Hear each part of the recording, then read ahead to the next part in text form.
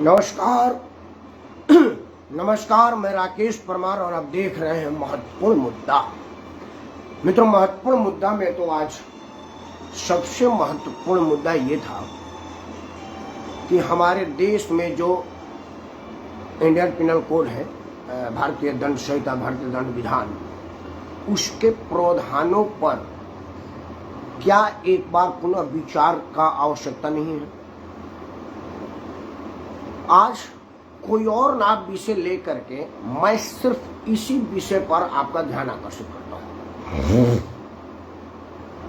मित्रों, हमारे न्यायपालिका में प्रावधान है, भारतीय दंड संहिता में लिखी हुई प्रावधानों के अंतर्गत कि अगर आप ये अपराध करते हैं तो आपको ये दंड मिलेगा। आपकी अपराध की क्षमता घातकता ये है तो आपको दंड देने वाला भी प्रोविजन ये है। लेकिन मेरा प्रश्न ये है कि मान लीजिए कि किसी आदमी ने किसी आदमी का खून कर दिया, जान से मार दिया।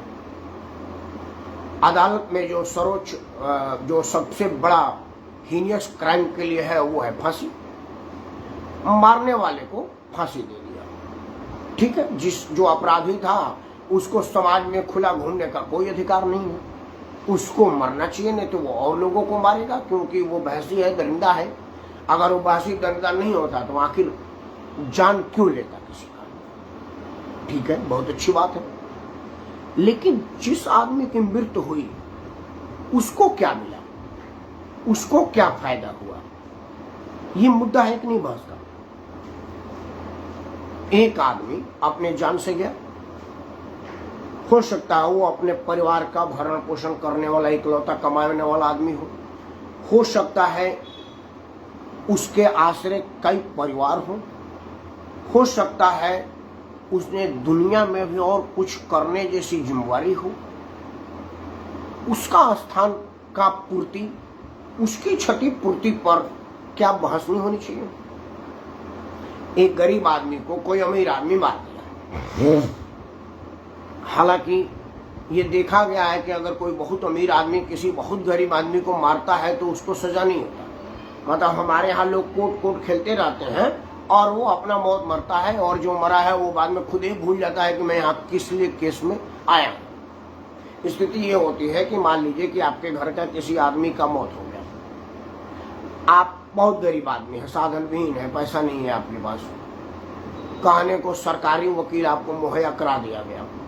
अब कोर्ट पर कोर्ट, तारीख पर तारीख और सिर्फ तारीख करते करते स्थिति इतना होती है कि उस परिवार के लोग जब अदालत में आते हैं तो उनको याद ही नहीं रहता कि मैं आया किस लिए था। उनको बताया जाता है कि आपके परिवार में जो आपके परदादा जी थे उनका मौत हो गया था। अच्छा, हाँ, तो अगली तारीख क्या लगी, वही नहीं पूछते कि फैसला क्या हुआ। कोई मालूम फैसला नहीं होने। अगर मान लीजिए कि उसको सजा हो गई, किसी ऐसे सर्कमस्टांसेस में होती नहीं, तो फिर उस गरीब आदमी का क्या। मित्रों, इन विषय पर आज बहस है, आज चर्चा है। आप जहां जो प्रार्थना है कि कृपया अपने इस चैनल को अपना अमूल्य आशीर्वाद, बहुमूल्य सुझाव और सर्वोच्च प्यार जरूर दें। मुझे कमेंट बॉक्स में लिख करके बताएं, मेरा मार्गदर्शन करें कि आप क्या सोचते हैं मेरे इस मुद्दे। शुरू करते हैं मुद्दा। मित्रों, भारत महान में अगर सबसे पहली कोई हत्या पर बवाल मचा, कोहराम देश दुनिया में फैला, वो था मोहनदास करमचंद गांधी का हत्या। वो हत्याकांडी था। उसमें अब कौन मारा, क्या मारा, किस लिए मारा, आज मेरा वो विषय नहीं है। मोहनदास करमचंद गांधी के हत्या से एक चीज हुआ कि गांधी नामधारियों को अब तक उसका मुआवजा मिल रहा है। आज भी बिना किसी काम के, बिना किसी योजना के, बिना किसी आम जन के समस्याओं का समाधान का सुझाव लेके देने, बिना किसी आम जन से मिलने के बाद भी सत्ता के शीर्ष पर वो बैठे हुए हैं। बेशक आज वो प्रधानमंत्री नहीं हो या उनके ऑफिस का कोई हलकारा प्रधानमंत्री ना हो, लेकिन प्रधानमंत्री वाला ही स्टेटस उनके पास आज भी है। आज भी देश में, दुनिया में उनके फैन फॉलोअर है। और राजनीतिक इतनी मजबूती हासिल कर लिए हैं कि उनको हटा करके राजनीति सोचा ही नहीं जा सकता। तो उनका तो फायदा हो गया। मोहनदास करमचंद गांधी गए, लेकिन उन्होंने जो अपने उपाधि जिनको दे के गए वो आज तक उसका मुआवजा वसूल कर रहे हैं, आगे भी करते रहेंगे, ऐसा मुझे उम्मीद है। दूसरा हत्या श्रीमती इंदिरा गांधी का, जिससे देश दुनिया में कोहराम मच गया था, हिल गई थी, उनका भी मुआवजा अब तक वसूला जा रहा है। तीसरा हत्या श्रीमान राहुल गांधी के पिता राजीव गांधी का, उसका मतलब जो राजनीतिक हत्याएं हुई उसकी तो मुआवजा मिल गया।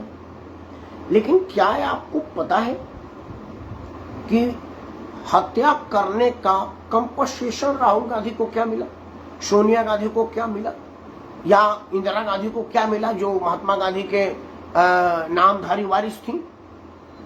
कोई अर्थदंड मिला? मोहनदास करमचंद गांधी एक बैरिस्टर थे, टॉप वकील थे। अगर वो आजाद भारत की आजादी के बाद राजनीति छोड़ देते तो कोर्ट में प्रैक्टिस करते तो कपिल सिब्बल और राम जेठमलानी से ज्यादा पैसा कमाते। उतना कमाऊ पूत चला गया तो गांधी जी के परिवार के लोगों का क्षतिपूर्ति के रूप में क्या मिला? जीरो। श्री जवाहरलाल नेहरू जी भी स्वयं में वरिष्ठ थे। अगर वो प्रधानमंत्री से हट जाते, मान लीजिए ना रहते, तो अपना वरिष्ठरी करते, आनंद भवन में आनंद भोग रहे होते। उनके ना रहने से जो वहां आर्थिक क्षतिपूर्ति हुई, उसका क्षतिपूर्ति का क्या हुआ? राहुल गांधी जी के पिता Rajiv Gandhi ji by professional pilot थे। मान लेता कि वो विश्वनाथ प्रताप ने उनको सत्ता से हटा दिया था और अब तक उस सत्ता में नहीं आते, बिल्कुल प्रधानमंत्री में, मान लिया, हवाई जहाज तो उड़ा सकते थे। अभी भी पायलटों की तनख्वाह लाखों रुपए में है। वो लाखों रुपया पर राजीव गांधी और लाखों रुपए तनख्वाह राहुल गांधी और प्रियंका गांधी को भरण पोषण में मदद करता, आर्थिक मदद मिलती उनके घर का, उसका क्या हुआ? आप कहेंगे कि यार राकेश क्या हंसी की बात करता है यार, राहुल गांधी के पिता के तनख्वाह पर वो आश्रित है, उनके पास स्वयं सक्षम। मान लिया, मैं तो उदाहरण के लिए आपको दिया कि मान लीजिए कि मेरे गांव में कोई मर्डर हुआ, हालांकि मैं नाम किसी का नहीं रखूंगा, वो घर के कमाऊ पूत थे, चले गए, वो सरकारी नौकरी में नहीं थे, प्राइवेट नौकरी कर रहे थे, तो नौकरी का मुआवजा कोई नहीं मिला। घर से बड़े गरीब थे, खाने भर की बड़ी लाले थी, वो मेहनत करके लाते थे तभी परिवार पलता था। परिवार तो सड़क पर आ गया, हत्यारों को फांसी हुई, आजीवन कारावास हुआ, उससे तो उस परिवार को क्या मिला? मेरा मुद्दा आज इसी पर है। और मामलों में क्षतिपूर्ति का है। आपने कोई चोरी की तो चोरी का सामान बरामद हुआ तो पुलिस थाने में बुला करके आपको वापस कर देती है। बैंक में आप डकैती डाले हैं, डकैती का रकम, वो अलग बात है कि वो पूरा नहीं दिया जाता, वो एक अलग चीज है कि वो दिया नहीं जाता, स्वयं रख लिया जाता है। लेकिन प्रोविजन तो है कि लूटी हुई साइकिलों का एक मेला लगेगा और हर आदमी अपनी अपनी साइकिल पहचान करके ले जाएगा। लूटे हुए गहनों का थाना में नुमाइश लगेगा और जिन जो लोगों ने एफआईआर करवाया है, जितने जितने गहने का नाम लिखवाया है, वो सारे गहने चिन्हित किए जाएंगे और उसको पहचान करा करके वापस कर दिया जाएगा। तो यहाँ तो कुछ कुछ दिख रहा है कि भाई क्षतिपूर्ति हो रही है, लेकिन जिनका जान चला गया, हत्या हो गया, वो प्राण से चले गए, अब उनका प्राण लिया करके कहां से दिया जाए? आज ये मुद्दा है। आप लोगों को लग रहा होगा कि घोर राजनीतिक बहस करने वाला राकेश परमार ये कौन सा कानूनी पहलू पर आ गया? मित्रों, मैं सामाजिक आदमी हूं, मैं आपको समाज का मुद्दा से ही अवगत कराता रहता हूं। अगर आप मेरे वीडियो को देखते रहे होंगे तो ये एक समाज का ज्वलंत मुद्दा है जिस पर समाज का ध्यान आकर्षण आवश्यक है। हमारे संविधान में मर्डर कोई मुद्दा नहीं है, इसलिए इस पर संशोधन सोचा नहीं जा सकता, क्योंकि ये मुद्दा नहीं है तो वोट बैंक भी नहीं है, और जहां वोट बैंक नहीं है वहां संविधान संशोधन पर नेता काहे करेगा? प्रधानमंत्री क्यों करेगा? भाई क्या मतलब है उसको? आप मरे, आपके घर का मरा, वो तो मरेगा नहीं, और अगर वो मर जाता है तो उसके परिवार के लोगों को आजीवन क्षतिपूर्ति के रूप में सत्ता का शीर्षस्थ बने रहने का सौभाग्य प्राप्त होगा। मतलब उसका मृत्यु दुर्भाग्य नहीं हुआ, उसका मृत्यु सौभाग्यशाली हुआ। मतलब कोई देश का नेता का हत्या होता है तो कहते बधाई हो, आपके दादाजी को लहूलुहान कर दिया गया, ईश्वर करे वो जल्दी से मरे और मुआवजे के रूप में आप प्रधानमंत्री बने। मैं क्षमा चाहूंगा ऐसी बातों का इस्तेमाल करते हुए, लेकिन देखा गया है कि जिनके घर हत्याएं हुई हैं वो लोग चिता बाद में जलाते हैं, प्रेस वाले को पहले बुलाते हैं और रो रो करके बखान करते हैं। हमें ऐसे सारे कार्यक्रमों में जाने का मौका मिला है जहां पर ऐसी दुर्घटनाएं हुई है। कैमरा आने के बाद रोदन और कैमरा हट जाने के बाद अटखेलिया ये हम देखते हैं। प्रमोद महाजन का बेटा उदाहरण है। प्रमोद महाजन के पेट में चाकू मार के उसके अपने भाई ने हत्या कर दिया, ऐसा बताया गया था। मुझे नहीं मालूम उसके भाई ने मारा है कौन मारा। कहा गया था कि प्रमोद महाजन के खुद के भाई ने उनको चाकू मार दिया और वो मर गया। प्रमोद महाजन का बेटा पूरा टीवी में रोता हुआ दिखाई दिया, लेकिन जब रात के होटल में आया तो अपना चरस पी लिया, क्योंकि वो चरसी आदमी था।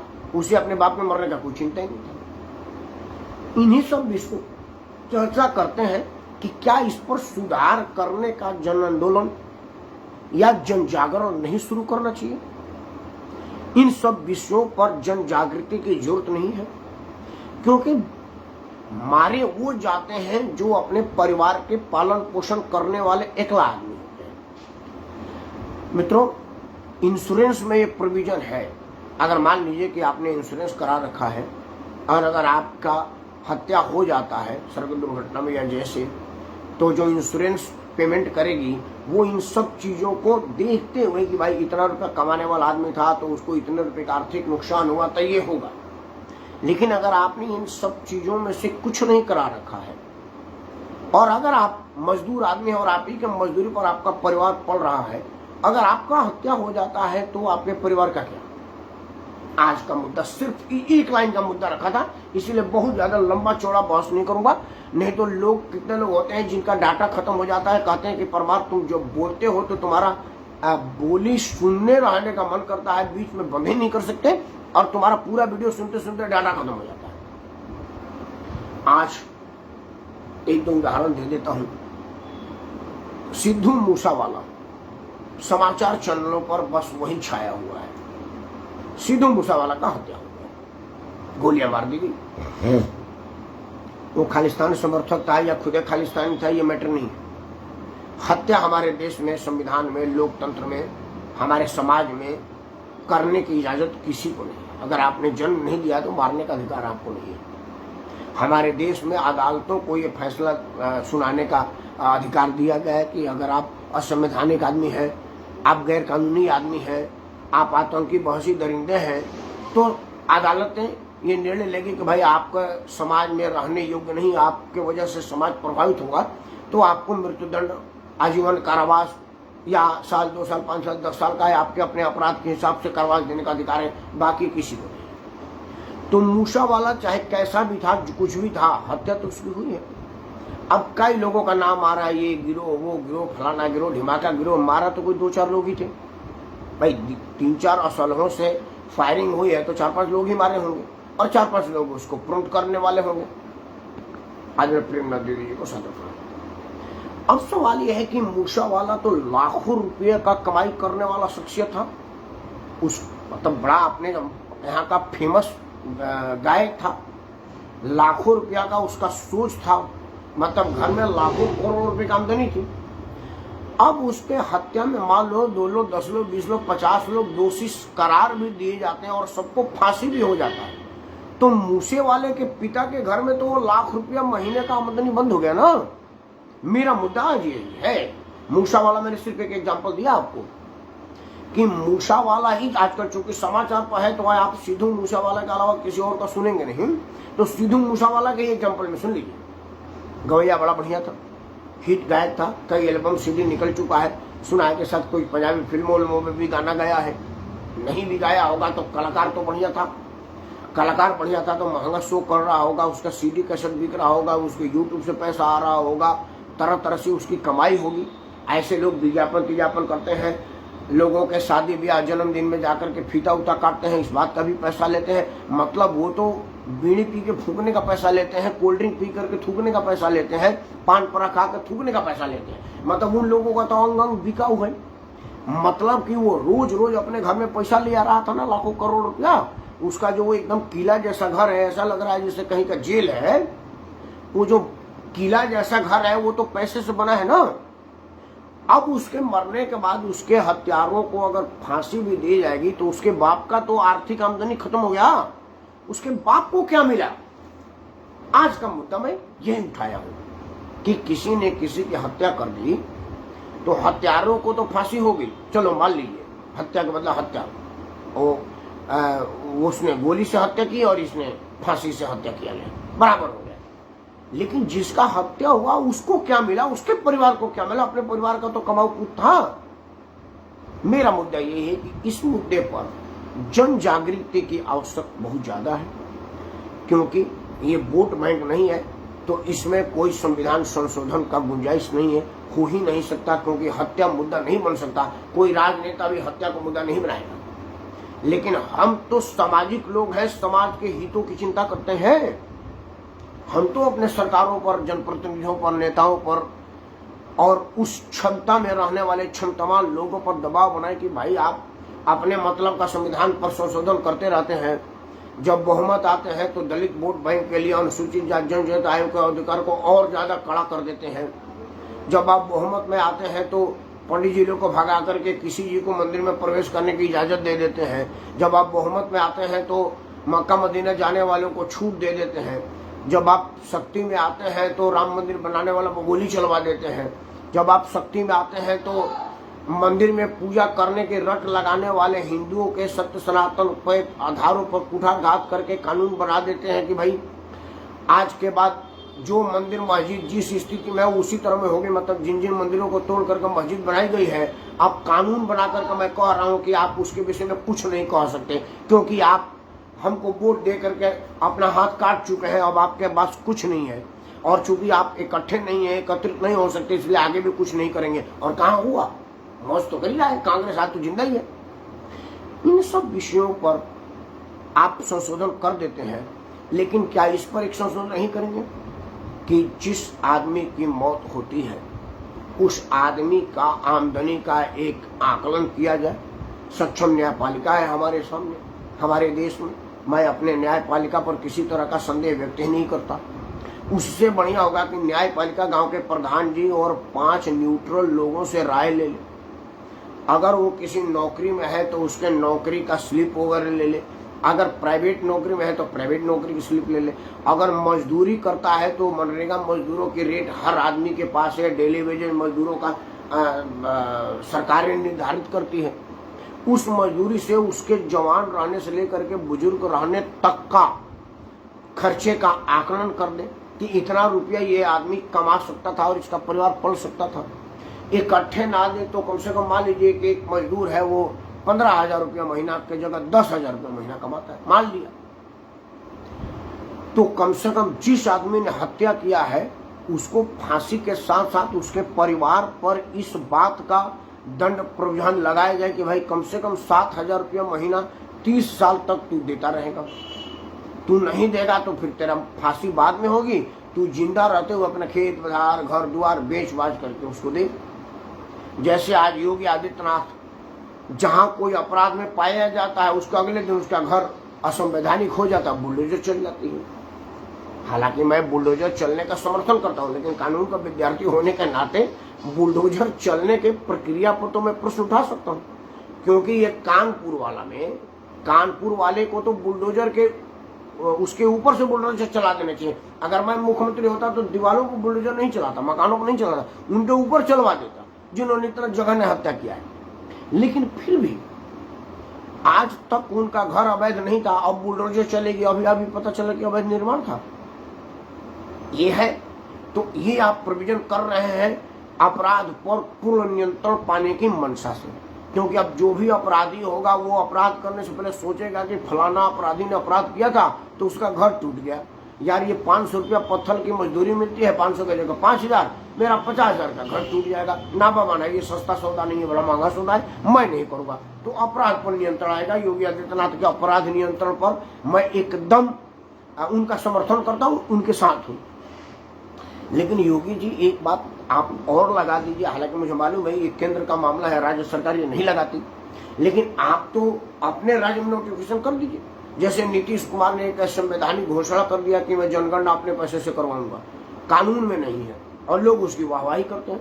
आप कम से कम एक घोषणा कर दीजिए कि भाई हमारे राज्य क्षेत्र में जो हमारा सब डिवीजन में है वहां पर अगर किसी का हत्या होता है और उस जान से चला जाता है तो उसके निश्चित आमदनी का एक बहुत बड़ा भाग हत्यारा देगा, उसके परिवार के लोग क्यों सफर करेंगे? आप अपने यहाँ से लगा दीजिए, कहिए कि मैं अपने यहाँ लगा रहा हूँ, आपको हमारे यहाँ रहना है तो ठीक है, नहीं तो जाओ उत्तर प्रदेश छोड़ करके। जैसे आपने अपराधियों के लिए कहा है कि भाई आपके लिए 2 जगह है, जेल जाओ या जहन्नुम जाओ, और लोग चुन रहे हैं, जिनको जेल जाना होता है जेल जाना चाहते, जो जहन्नुम जाना चाहते हैं उनके लिए गाड़ी पलटी रही है।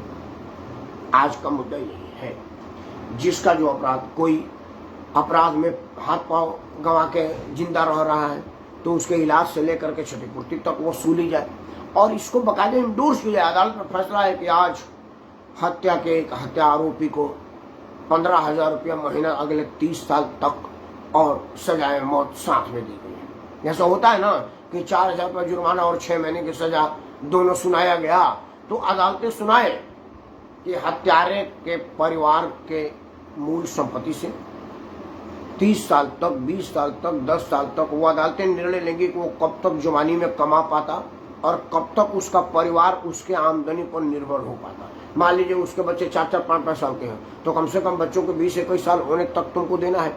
अगर उसके बच्चे 10-15 साल है तो उसके विधवा को कम से कम 10-15 साल तक तुमको पैसा देना है, 20 साल तक देना है, आजीवन देना है। इस तरह का प्रावधान का बात होना चाहिए। मेरा विचार मूसेवाला से ही आया है, क्योंकि मूसेवाला इतना टीवी में आ रहा है कि मैंने सोचा कि भाई मूसेवाला पर आज गृह मंत्री मिलने जा रहे हैं, मुख्यमंत्री मिलने जा रहे हैं, भाजपा अध्यक्ष मिलने गए, कांग्रेस अध्यक्ष मिलने गए, तमाम नेता गए, फोटो खिंचवाएंगे। उसका हाल होगा वो जो साइकिल से बिहार गई थी लड़की, सारे लोग उसके साथ फोटो खिंचवाए थे। उसके 10 दिन बाद उसका बाप मर गया, कोई उसके यहाँ नहीं गया। 10 दिन बाद ही वो बाप मरा जिस बाप को लेके गया था, कोई आदमी उसका फोटो, क्योंकि फोटो खिंचवा करके फॉर्मेलिटी पूरी हो गई। मूसेवाला का भी हश्र यही होगा। अभी पानी लोहा गर्म है, सारे फोटो खिंचवा रहे हैं, लेकिन ये 2-3-4 महीना बाद मूसेवाला का पिता का जब आमदनी रुक जाएगी, क्योंकि बेटा चला जाए तो आमदनी आएगी कहाँ से, तो वो जो किला नुमा घर बनाया हुआ है लड़का अपने सुरक्षा को मंदिर रखते हुए, या हवाबाजी में, लफाजी में, या शो ऑफ में कि देखो मैं इतने बड़ा किला में रहता हूँ, उस किले की किलेदारी का जब बिजली का बिल देना पड़ेगा, उस किले की किलेदारी का जब मेंटेनेंस का खर्चा देना पड़ेगा, तो फिर उसको किले के अंदर से ही किला बेचना पड़ेगा, और बेचते बेचते एक दिन सड़क पर आ जाएगा जैसे और लोग आ गए हैं। तब जाकर उसको याद आएगा कि यार राहुल गांधी आए थे, ये बात उनके सामने उठा देता, नड्डा साहब आए थे, ये बात उनके सामने उठा देता, अमित शाह आए थे, ये बात उनके सामने उठा देता, पंजाब के मुख्यमंत्री आए थे, ये बात उनके सामने उठा देता। तो आज आमदनी का कोई ना कोई स्रोत छोड़ करके वो जाते या सब व्यवस्था करा के जाते। सोचिएगा जरूर, क्योंकि ये मुद्दा सोचना है। आपसे हाथ जोड़ कर प्रार्थना है कि कृपया इस मुद्दे पर जरूर सोचिए कि जिसके घर मौत हो जाती है, 4 दिन लोग फोटो खिंचाने आते हैं, उसके बाद उसका क्या प्रोविजन इस बात का होनी चाहिए। मेरा पहला सोच तो ये है कि मैंने जितनी बात कही है वो सारा मिथ्या साबित हो, कोई किसी का हत्या ना करे, मुझे बड़ी खुशी होगी। लेकिन ऐसा होगा तो नहीं, तब तक आप विचार करें। जय हिंद, वंदे मातरम, भारत माता की जय और भारत के संविधान की जय, भारत के ज्ञान की जय और विज्ञान की जय और कानून